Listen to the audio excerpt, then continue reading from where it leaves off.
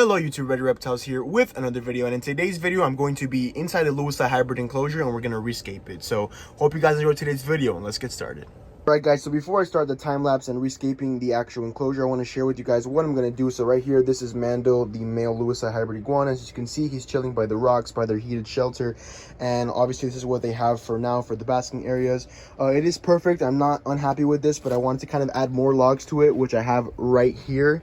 And this is basically because it's been very hot lately here in Florida. As you can see, here's the female. She's kind of exploring the new logs. So I want to just kind of add more shaded areas, kind of put like panels over it, create new heights, new basking areas. And it's also good to kind of just come inside and change up the actual enclosure every so often, just to kind of, you know, give them some more enrichment and more, you know, stuff that they can think about, because these animals are very intelligent. As you can see, she was just exploring up on top of the, you know, new logs that I put up there. So in the next couple clips, you'll see me rearrange everything. It's not going to be too long of a video, hopefully, and you guys can kind of enjoy and kind of understand, and, you know, kind of just watch and learn through the process of me, you know, just kind of upgrading and adding to their actual enclosure. So let's get started.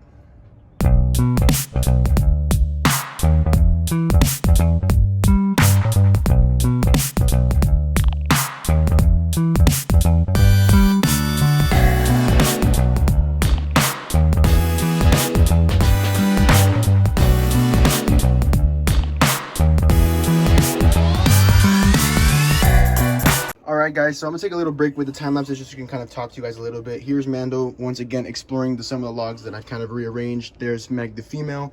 Here's what I got so far. I first took this log out because it was the original trifecta, or like the three that I had there, because they actually do use that a lot for as a basking strip. So I decided to keep that here just so I can also use it as a support. So as you can see in that back log right there, it runs from the supporting on top of the heated shelter all the way into this kind of like more or less like a little V that this log here has. And a lot of these are actually screwed into the actual enclosure, so they're pretty much very stable, just so you guys know. And the way I'm placing them is also like that. They have, you know, a lot of support. So then I decided to run this big massive log that I have here from the heated shelter onto the three main you know, kind of like strip area, so like that they can probably just kind of climb around it.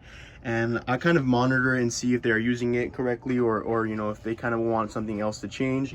And then what I also want to do here is add a log from this point either to that top corner, or, you know, kind of onto that log again, just so I can kind of have this kind of like three area, and then maybe I'll place some logs on top just to provide some shade. As you can see here, here's Mando kind of checking things out, tasting, smelling new you know, scents, because there are different logs than what they've had before.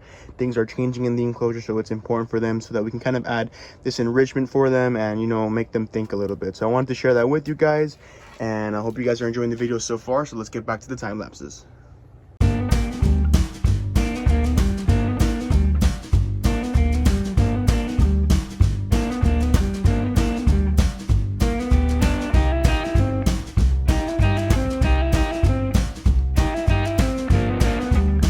Alright guys, so after a couple of time lapses, you guys saw me kind of rearrange, think about certain placements of where I wanted to put things, make sure everything's structurally sound for these iguanas.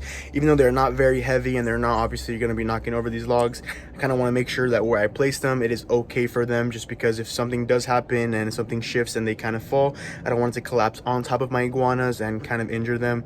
So I'm going to show you guys the finished product. I want you guys to tell me in the comments down below what you guys think.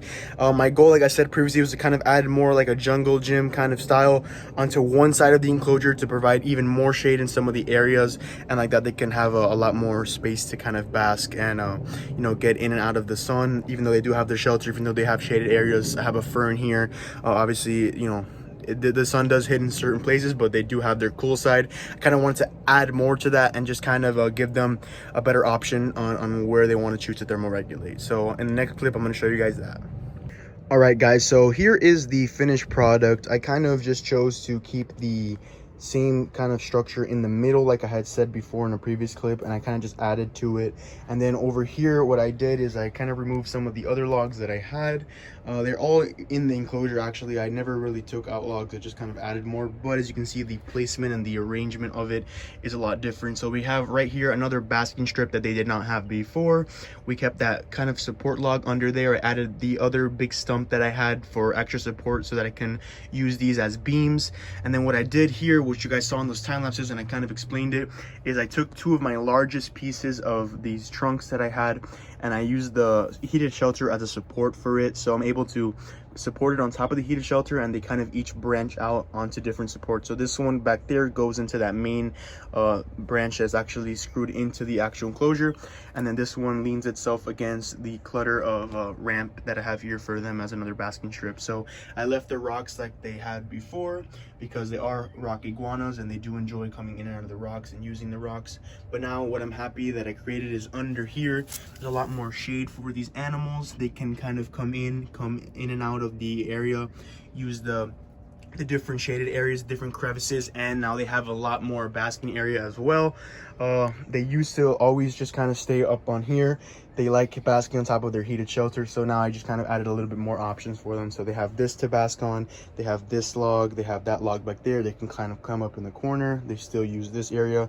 If they want an area to kind of just stay in the shade but bask just a little bit, they have this log here on the ground. So here is pretty much the finished product. You know, as reptile keeping goes, we kind of change everything up as much as we can, because like that I also explained, it entices their life and it kind of gives them and adds them a little bit more interest. So here you guys go.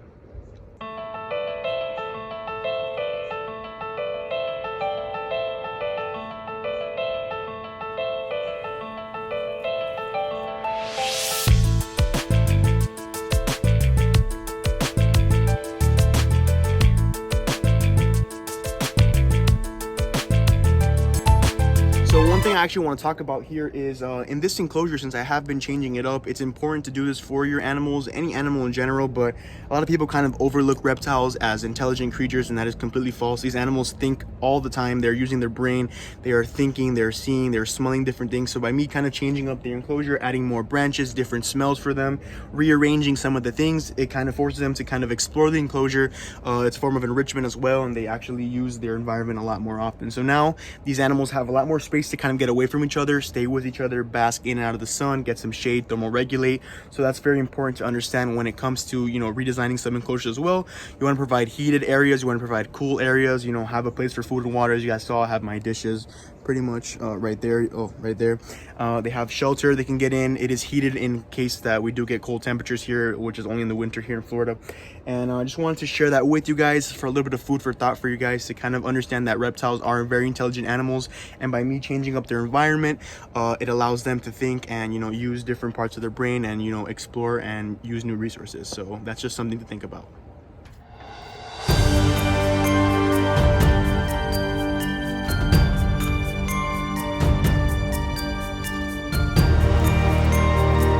So I hope you guys enjoyed today's video. Subscribe, rate, comment, likes, and see my fellow herpers. And for more daily content, check us out on Instagram at Ready Reptiles and also TikTok at Ready Reptiles. So like always, thanks for watching and see you, my fellow herpers.